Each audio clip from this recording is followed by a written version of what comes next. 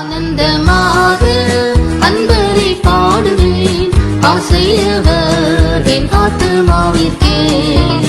ஆனந்தமாக அன்பரை பாடுவேன், ஆசையவர் என் ஆத்துமாவிற்கே. ஆசிகள் அருளும் அனந்தமாய், ஆசிகள் அருளும் அனந்தமாய், ஆண்டவர் இயேசு போலாரும் இல்லையே. இயேசுவல்லால் இயேசுவல்லால் இன்பம் மிகத்தில் வேறு எங்கும் இல்லை. சென்னை செங்கல்பட்டில் தேசிய அளவிலான சபை போதகர்கள் மாநாடு 2025 ஜனவரி மாதம் 27, 28, 29 ஆகிய தேதிகளில் சென்னை செங்கல்பட்டில் நடக்க இருக்கிறது. மாநாடு நடைபெறும் இடம் Vaigai Jothi Mahal, 245 Palveli village, bypass road, Venbakkam, Chengalpattu. பதிவு கட்டணம் இல்லை. ஆதார் அட்டையுடன் உங்கள் உள்ளூர் போதகர்கள் ஃபெலோஷிப்பிடம் அடையாள அட்டையை பெற்றுக்கொண்டு வாருங்கள். அடையாள அட்டை இல்லாதவர்களுக்கு அனுமதி மறுக்கப்படும். 3 நாட்களுக்கு உணவு மற்றும் தங்கும் வசதி இலவசம். மறந்துவிடாதீர்கள், 2025 ஜனவரி மாதம் 27, 28, 29 ஆகிய தேதிகளில் சென்னை செங்கல்பட்டில் நடக்க இருக்கும் இந்த மாநாட்டிற்கு அனைவரையும் அன்புடன் அழைக்கிறோம். கிறிஸ்துவுக்குள் அன்பான இறை மக்களே, உங்கள் யாவருக்கும் ஆண்டவரும் இரட்சகருமாகிய இயேசு கிறிஸ்துவின் வல்லமையுள்ள நாமத்தில், இனிய நாமத்தில் வாழ்த்துக்களை தெரிவித்துக் கொள்கிறேன். இந்த நாளிலே என்னோடு கூட பிஷப் தேவகுமார் ஐயா அவர்கள் இங்கே வந்திருக்கிறார்கள். அவர்களுக்கு சில சந்தேகங்கள் என்னிடத்தில் உண்டு. ஏனென்று சொன்னால், நம்பிக்கை தொலைக்காட்சி அவர் தொடர்ந்து பார்த்து கொண்டிருக்கிறார். என்னுடைய செய்திகளை வாரந்தோறும் தவறாமல் அவர் பார்த்து கொண்டிருக்கிறார். என்னுடைய யூடியூப் சேனல்களிலேயும் அவர் என்னுடைய செய்திகளை கேட்டதினால் அவருக்குள்ளாக சில கேள்விகள் எழுந்திருக்கிறது. வேதாகமத்தை குறித்து, இயேசுடைய பிரசங்கங்களை குறித்து, கர்த்தருடைய வார்த்தைகளை குறித்து, கிறிஸ்துவ சபைகளுக்குள்ளாக இருக்கின்ற வேறுபாடுகள், மதங்களுக்குள்ளாக இருக்கின்ற பாரம்பரியங்கள், சந்தேகங்களை இன்றைக்கு நம்மோடு கூட ஒரு கேள்வியாக எழுப்ப இருக்கிறார். அவருடைய கேள்விகளுக்கு அடியேன் பதில் சொல்ல பரிசுத்த ஆவியானவர் எனக்கு உதவி செய்வாராக. நீங்களும் இந்த நிகழ்ச்சியில் என்னோடு கூட கலந்து கொள்ளுங்கள். உங்களுக்கு சந்தேகங்கள் இருந்தால் ஐயாவுடைய கேள்வி நிமித்தமாக, அடியனுடைய பதில்களின் நிமித்தமாக உங்களுடைய சந்தேகங்கள் எல்லாவற்றிற்கும் பதில்கள் கிடைக்கும். அதை பரிசுத்த ஆவியானவர் உங்களுக்கு கொடுக்க வல்லவராக இருக்கிறார் என்பதை நற்செய்தியாக உங்களுக்கு அறிவிக்கிறேன். பிஷப் ஐயா, நீங்கள் சில கேள்வியெல்லாம் கேட்டீங்க என்னோட ஃபோன் மூலமாக. இன்றைக்கு நேரடியாகவே இந்த நேரலை நிகழ்ச்சியில் நீங்கள் சந்தேகங்களை நீங்கள் கேட்கலாம். நமக்குள் பிரிவினைகள் கிடையாது, நமக்குள் பாகுபாடுகள் கிடையாது. நீங்கள் எந்த இடத்திலிருந்து கேள்வி கேட்க வேண்டுமோ அந்த கேள்வியை நீங்கள் கேட்கலாம் தாராளமாக. இது அநேக கிறிஸ்தவர்களுக்கு, அநேக சபை மக்களுக்கு, விசுவாசிகளுக்கு குறிப்பாக சில சந்தேகங்களுக்கு பதில்கள் கிடைக்கும் என்று நான் நம்புகிறேன். அதை பரிசுத்த ஆவியானவர் கேள்விகளுக்கு பதிலை கொடுப்பார். இந்த அருமையான மனமகிழ்ச்சி நாளிலே அருமையான எங்கள் ஐயா மார்ட்டின் அவர்களை சந்திக்க அநேக கேள்விகள் உண்டு. அதில் ஒரு சில கேள்விகளே கேட்கத்தக்கதாக இந்த நாளிலே கூட நான் அவரை சந்திக்க நான் வந்திருக்கின்றேன். நீங்க பிரசங்கம் செய்யும் பொழுது அநேக காரியங்கள் வேதாமத்திலிருந்து நீங்கள் விளக்கங்களை கொடுத்து கொண்டு வருகிறீர்கள்.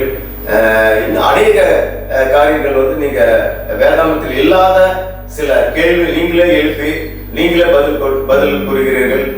அதனால் ஒருவேளை நீங்க வேறு அநேக புஸ்தகங்களை நீங்கள் வாசிக்கிறீர்கள் என்று நான் எண்ணுகிறேன். அது எந்த புஸ்தகத்திலிருந்து இப்படிப்பட்ட ஒரு சம்பவங்களையும் வேதாமத்தில் அல்லாத கேள்வி பதில்களையும் நீங்கள் கூறி உற்சாகப்படுத்தீர்கள். அது ஒரு சந்தோஷம். ஆகினால் நீங்கள் எந்த புஸ்தகத்திலிருந்து இப்படிப்பட்ட கேள்விகளை நீங்கள் சொல்லி எங்களை உற்சாகப்படுத்தீர்கள் என்பதை தயவு செய்து நீங்கள் அதை நீங்கள் கூறினால் அது எங்களுக்கும் மற்ற மக்களுக்கும் பார்க்கிற அநேக ஜனங்களுக்கும் பிரயோஜனமாக இருக்கும் என்று நான் எண்ணுகின்றேன். பிஷப், நீங்கள் கேட்ட கேள்விக்கு பதில் பைபிளிலே இருக்கு. பேதைகளை ஞானியாக்கும், அறியாமையில் இருக்கிறவர்களை அறிவாளிகளாக மாற்றும், உலக அனுபவம் இல்லாதவர்களை, பக்தி இல்லாதவர்களை பக்தி உள்ளவர்களாக மாற்றும், பரிசுத்தம் இல்லாதவர்களை பரிசுத்தமாக மாற்றும். நீதி அறியாதவர்களை நீதிமான்களாக மாற்றும். எனவே வேதத்திலே இல்லாத ஆலோசனைகள் கிடையாது, வேதத்திலே இல்லாத ஞானமும் கிடையாது, வேதத்திலே இல்லாத தெளிவான வார்த்தைகளும் கிடையாது. ஏனென்று சொன்னால் வேதத்தில் இருக்கிற வார்த்தைகள் எல்லாம் பரிசுத்த ஆவியினால் கொடுக்கப்பட்ட ஒரு வார்த்தைகள், கர்த்தரின் ஆவியினால் பேசப்பட்ட ஒரு வார்த்தைகள். எனவே என்னுடைய பிரசங்கம் என்பது வேதத்தை சார்ந்ததாக இருக்கும். கர்த்தரின் ஆவியானவர் என்ன சொல்லுகிறாரோ அதை நான் தைரியமாக பேசுகின்ற ஒரு நபர். ஒரு வசனத்திற்கு 1000 அர்த்தங்களை கொண்டு வரும். ஒரு வசனத்திற்கு பல விதமான ரகசியங்கள் வெளிப்படும். அதை பரிசுத்த ஆவியானவர் தான் கொடுப்பார். பரிசுத்த ஆவியானவர் சொல்லுவதை நான் அப்படியே சொல்லுகிறேன். இயேசுவும் அதை சொல்லுவார். என் பிதாவின் ஆவியானவர் என்னை என்ன பேச சொல்லுகிறாரோ, என்ன சொல்லுகிறாரோ அதையே நான் பேசுகிறேன், அதையே நான் சொல்லுகிறேன் என்று சொல்லுவார். எனவே பரிசுத்த ஆவியானவர் என்னை என்ன பேச சொல்லுகிறாரோ நான் பயம் இல்லாமல் துணிச்சலாக பேசுகிறேன். சிலருக்கு அது வருத்தமாக இருக்கும், சிலருக்கு அது புரியாது. ஏனென்று சொன்னால் பரிசுத்த ஆவியானவருடைய அனுபவம் இல்லாதவர்கள் நம்மை குறை சொல்லுவார்கள். அது என்னுடைய தவறு அல்ல. தயவு செய்து என்னுடைய பிரசங்கங்கள் என்னுடைய சொந்தமான பிரசங்கங்கள் அல்ல, என்னுடைய கற்பனையினுடைய வார்த்தைகளும் அல்ல. கர்த்தரின் ஆவியானவர் கொடுக்கிற வார்த்தைகளை நான் தொலைக்காட்சியின் மூலமாக, யூடியூப் மூலமாக உலகத்திற்கு நான் சொல்லுகிறேன். ரொம்ப நன்றி ஐயா. அடுத்த ஒரு கேள்வி, உங்களுடைய பிரசங்கத்தில் அதிகமாக நீங்கள் பெண்களை குறித்து நீங்கள் அதிகமாக பேசிக்கொண்டு வரீங்க. சமத்துவம் என்ற அந்த வார்த்தையை அடிக்கடி நீங்கள் என்ன செய்யுங்க, பயன்படுத்திக்கிறீங்க. பெண்களுக்கு சம உரிமை உண்டு, அதுலேயும் சபைகளும் சரி ஊழியர்களும் சரி பெண்கள் அதிகமாக நீங்கள் என்ன செய்கிறீங்கன்னா முக்கியத்துவம் கொடுக்குறீங்க.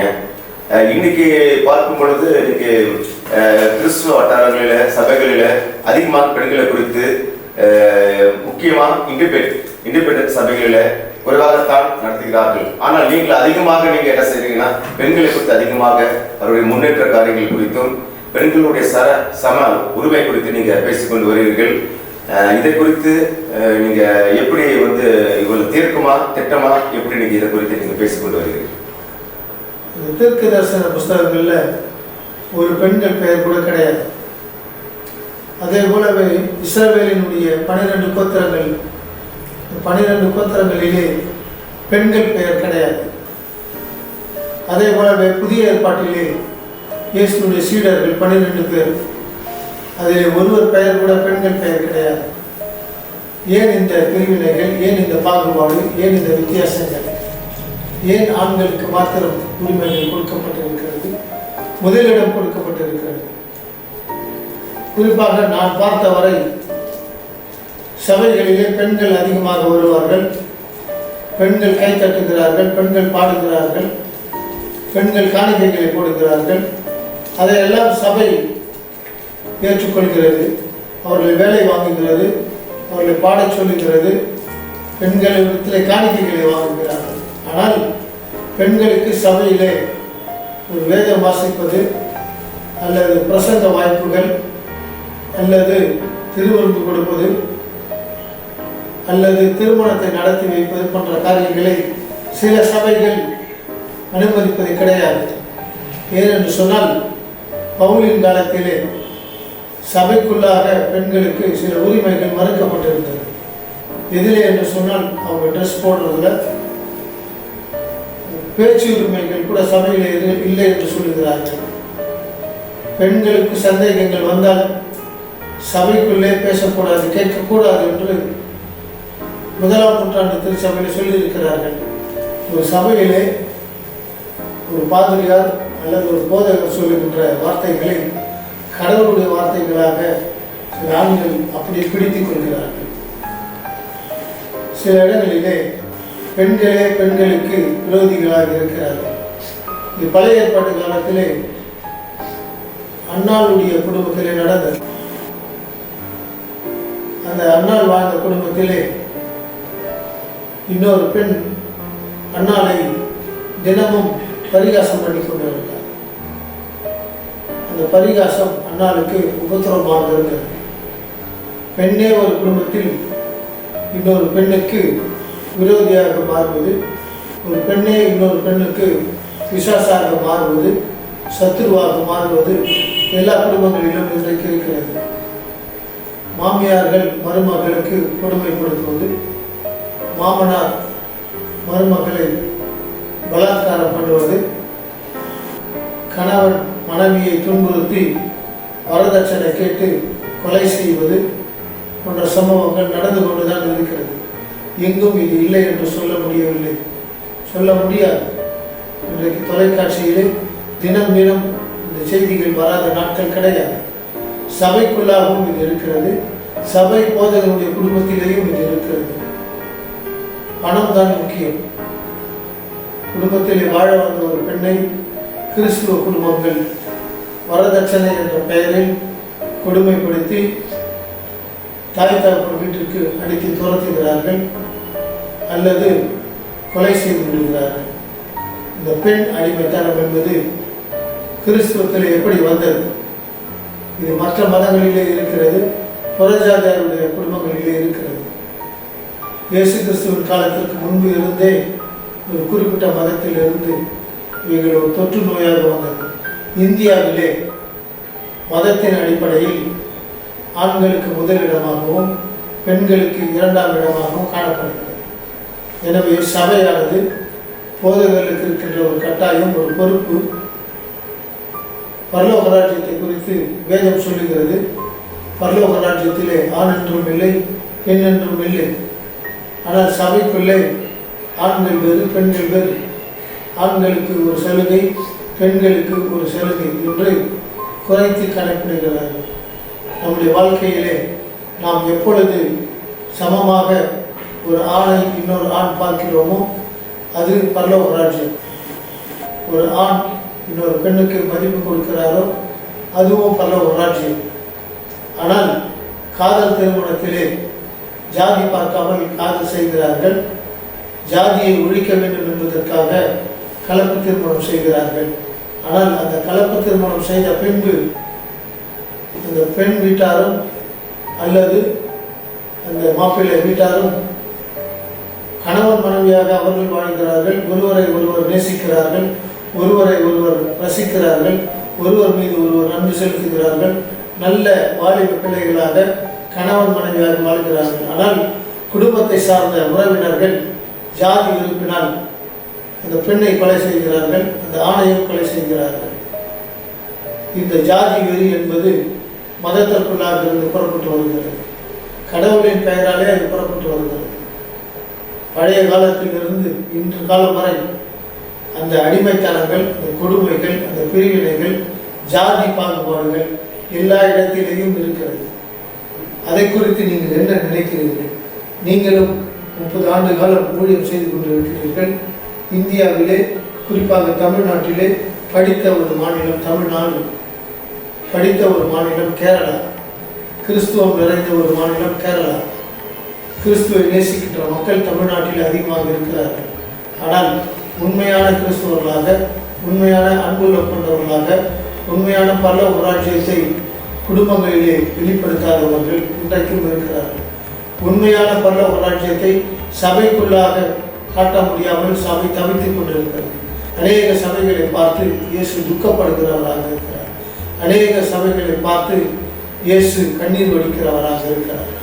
இந்த புதிய ஆண்டிலே நாம் எப்படிப்பட்டவர்களாக வாழப்போகிறோம்? இந்த உலகத்திற்கு இயேசு கிறிஸ்துவர்களை பார்த்து சொன்ன ஒரு விஷயம், இயேசு தன்னுடைய சீடர்களை பார்த்து சொன்ன ஒரு ஆலோசனை, உலகத்திற்கு நீங்கள் வெளிச்சமாக வாழுங்கள், உலகத்திற்கு நீங்கள் சாரமுள்ள உப்பாக வாழுங்கள் என்று சொல்லியிருக்கிறார். உலகத்திற்கு நீங்கள் தூண்களாக வாழுங்கள், உலகத்திலே நீங்கள் என்னை வெளிப்படுத்துங்கள் என்று சொல்லியிருக்கிறார். ஒருவன் என்னை பின்பற்ற விரும்பினால் அவன் தன்னைத்தானே வெறுத்து தன் சிலுவை எடுத்து நடக்க வேண்டும் என்று சொல்லியிருக்கிறார். எனவே சபைக்குள்ளாக பிரிவினைகள் இல்லை, பாகுபாடுகள் இல்லை என்று நம்மால் சொல்ல முடியாது. அது கிறிஸ்துவ ரத்தத்திலே கலந்திருக்கிறது. ஏனென்று சொன்னால் இன்னொரு மதத்தில் இருந்து தான் நாம் கிறிஸ்தவர்களாக வந்திருக்கிறோம். நாம் இதற்கு முன்னே புறஜாதியார்களாக வாழ்ந்தோம். இயேசு கிறிஸ்துவை ஏதோ ஒரு சூழ்நிலையிலே நாம் ஏற்றுக்கொண்டு இருக்கிறோம்.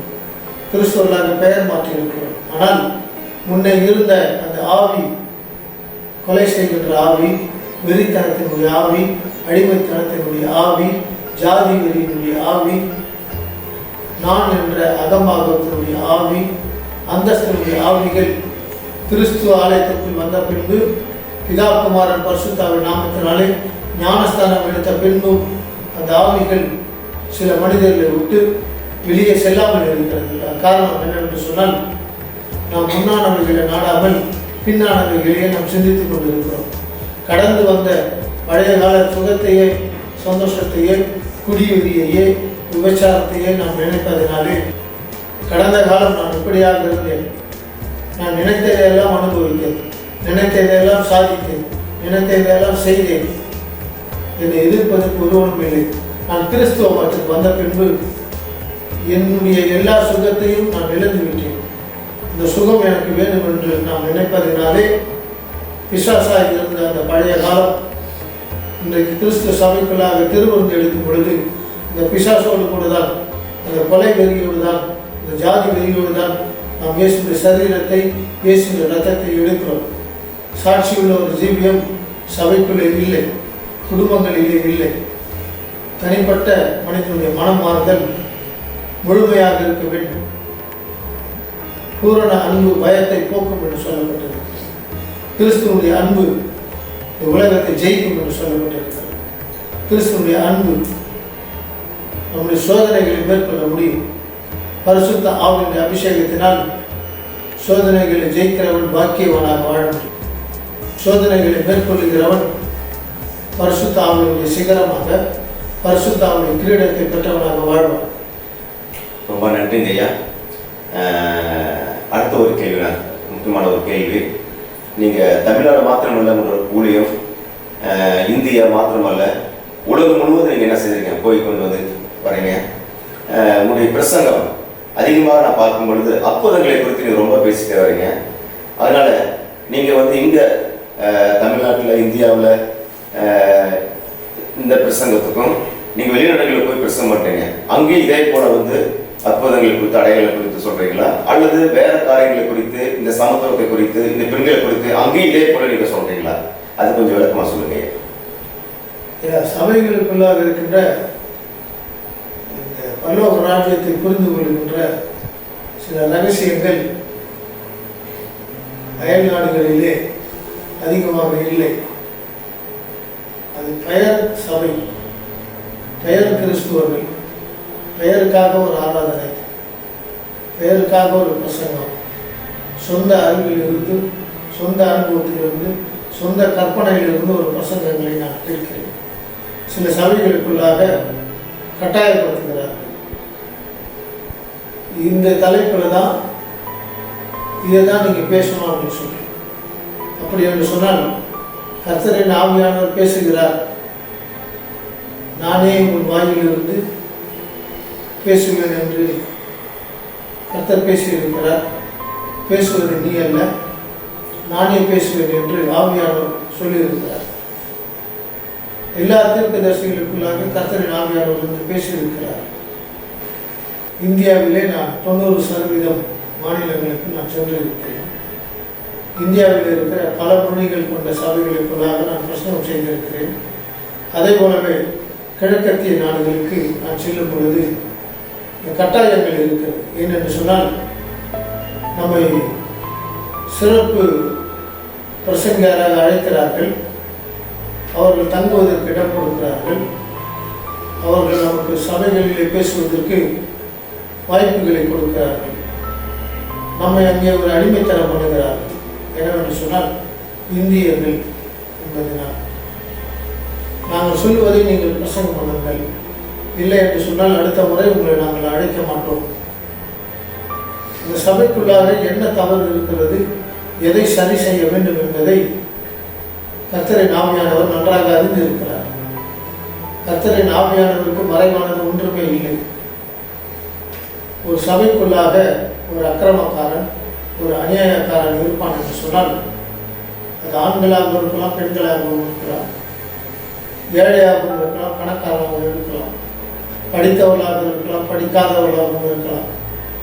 கர்த்தரின் ஆவியானவருக்கு நன்றாக தெரியும். அதிகமாக காணிக்கை கொடுக்கிறவனும் ஒரு குற்றவாளியாக இருப்பான். அதிகமாக ஜபம் பண்ணுகிறவர்களும் ஏதோ ஒரு இடத்திலே குற்றவாளிகளாக இருப்பார்கள்.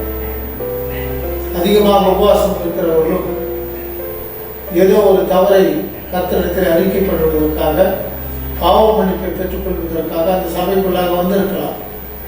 எனவே அப்படிப்பட்டவர்களை கர்த்தரின் ஆவியானவர் கண்டிக்க சொல்கிறார், எச்சரிக்கை சொல்கிறார், மனம் திரும்ப சொல்கிறார் என்று சொன்னால், கர்த்தரின் ஆவியானவர் பேசுகின்ற வார்த்தைகளுக்கு நான் தடையாக இருக்க விரும்புவது கிடையாது.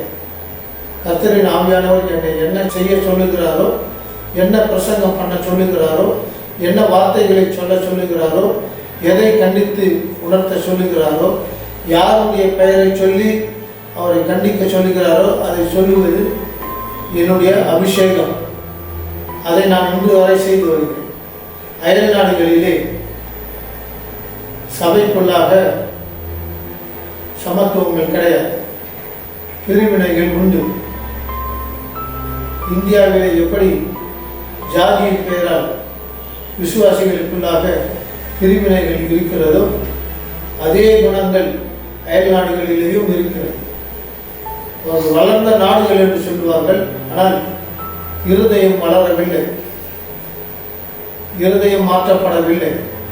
அவர்களுக்குள் இருக்கின்ற ஆவியினுடைய முற்பிதாக்களுடைய குணங்கள், பழக்க வழக்கங்கள் அயல் நாடுகளிலேயும் இருக்கிறது. இந்த ஆண் பெண் சமத்துவம் அயல் நாடுகளிலே கண்டிப்பாக கிடையாது. ஒரு சபைக்குள்ளாக சென்றால் 20 வயதிலிருந்து 25 வயதுக்குள்ளாக 75% விதவைகள் இருக்கிறார்கள், கணவனால் கைவிடப்பட்டவர்கள் இருக்கிறார்கள். இது அந்த சபைகளுக்குள்ள இருக்கிற பெண்களுக்குள்ள இருக்கிற அறியாமை. எங்கே சபைக்குள்ளாக சமத்துவம் இருக்கிறது? இப்படி கணவனால் கைவிடப்பட்டவர்கள் சபைக்குள்ளாக வந்து கண்ணீர் வடித்துக் கொண்டு இருக்கிறார்கள். என்னுடைய வாழ்க்கை தொலைந்து போயிருக்கிறது, என்னை ஏமாற்றி விட்டான் அந்த ஆண், நான் என்ன செய்ய போகிறேன்? எதிர்காலத்திலே 60 வயதிலே 70 வயதிலே எனக்கு யார் துணையாக இருப்பார்கள் என்று அநேக பெண்கள் கண்ணீர் வடித்துக் கொண்டனர். ஆனால் இந்த பெண்களை கைவிட்ட ஆண்கள் பிரசங்கிமார்களாக, தீர்க்கதரிசிகளாக அழகாக உலாவிக் கொண்டிருக்கிறார்கள். அதை சபை அனுமதித்துக் கொண்டிருக்கிறது. இந்த சபையினுடைய நியாய தீர்ப்பு எப்படியாக இருக்கும்? இயேசுடைய 2ஆம் வருகையிலே அது வெள்ளாடுகளுடைய சபையாக இருக்குமா, செம்மறி ஆடுகளுடைய சபையாக இருக்குமா? இயேசுடைய 2ஆம் வருகையிலே இந்த சபை வலதுபுறமாக இருக்குமா, அல்லது இந்த சபை இடதுபுறமாக இருக்குமா? அதை அந்த சபையினுடைய தலைமைத்துவம், சபையினுடைய போதகர்கள் தான் தீர்மானிக்க வேண்டும். சபையை சரி செய்வது, மக்களை சரி செய்வது, சபையை ஒழுங்குபடுத்துவது, மக்களை ஒழுங்குபடுத்துவது, சபையை பல்லவராஜ்யமாக மாற்றுவது, நரகமாக மாற்றுவது, பாதாளமாக மாற்றுவது அந்த சபை போதகனுடைய பொறுப்பு, அது கட்டாயம். ஐயா, நீங்க சொன்ன அனைத்து பதில்களும் மிக நன்றாக, நிதானமாக, சரியாக கூறினீர்கள். ரொம்ப நன்றிங்க ஐயா. நாங்கள் கேட்ட கேள்விகளுக்கு நிதானமாக இவ்வளோ நேரம் பொறுமையாக பதில் சொன்னீங்க. உங்களுக்கும் கேட்ட அனைத்து மக்களுக்கும் இயேசு நாமத்திலே நன்றி தெரிவித்துக் கொள்கின்றோம். Thank you. National Level Church Pastors Conference 2025. Venue Vaige Jyoti Mahal, 245 Palveli Village, Bypass Road, Venbakam, Chengalpettu. There is no registration fee for the conference.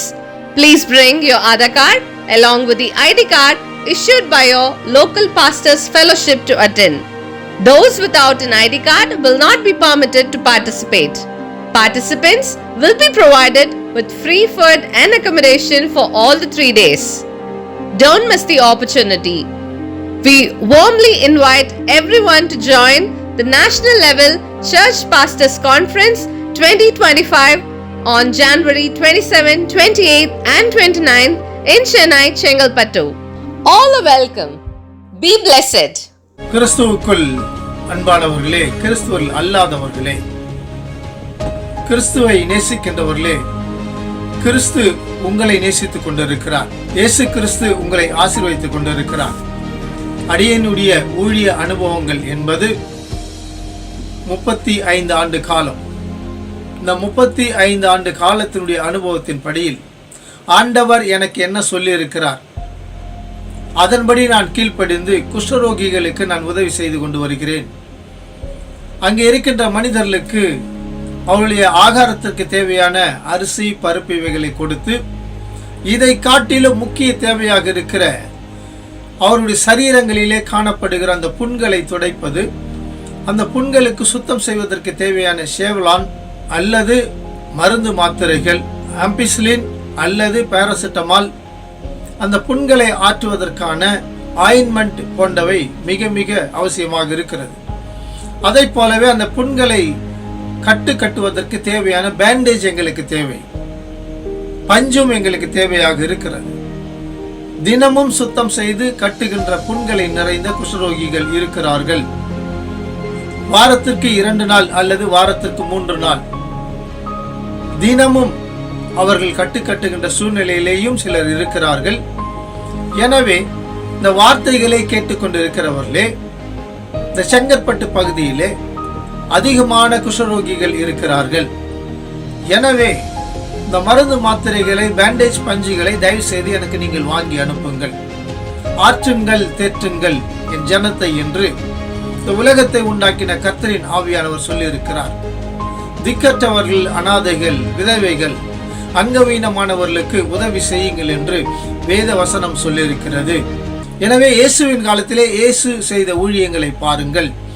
ஏழைகளை நாடி தேடி சென்று அவர்களுக்கு ஆறுதல் சொல்லி, தன்னை தேடி வந்த மனிதர்கள் எல்லோருக்கும் அவர் சுகமளித்து அவர்களை சந்தோஷப்படுத்துகிறவர்களாக இருந்தார். எனவே ஏழைகளுக்கும் கண்டிப்பாக உதவி செய்வது, அவருடைய கஷ்டங்களிலே நாம் பகிர்ந்து கொள்வது, ஒருவர் வியாதியாய் இருக்கும் பொழுது, ஒருவர் பசியாய் இருக்கும் பொழுது, ஒருவர் உதவியற்ற அனாதையாக இருக்கும் பொழுது, அப்படிப்பட்டவர்களை நாம் நாடி தேடி சென்று உதவிகளை செய்தால் பரலோக ராஜ்யத்திலே உங்களுடைய நாமங்கள் எழுதப்படும்.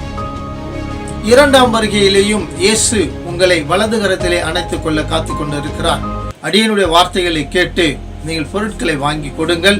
முடியாதவர்கள் தயவு செய்து நீங்கள் பணங்களாக எங்களுக்கு கூகுள் பே அல்லது எங்களுடைய அக்கௌண்ட்டிலே மணி ஆர்டர் மூலமாக கூட நீங்கள் அனுப்பலாம். எங்களுடைய அக்கௌண்ட்டிலே நீங்கள் பணம் அனுப்பலாம். இந்த வார்த்தைகள் ஆண்டவர் என்னை கேட்க சொல்லியிருக்கிறார். நான் கேட்டுக்கொண்டு இருக்கிறேன். ஆண்டவருடைய ஊழியத்திற்கு கொடுங்கள்.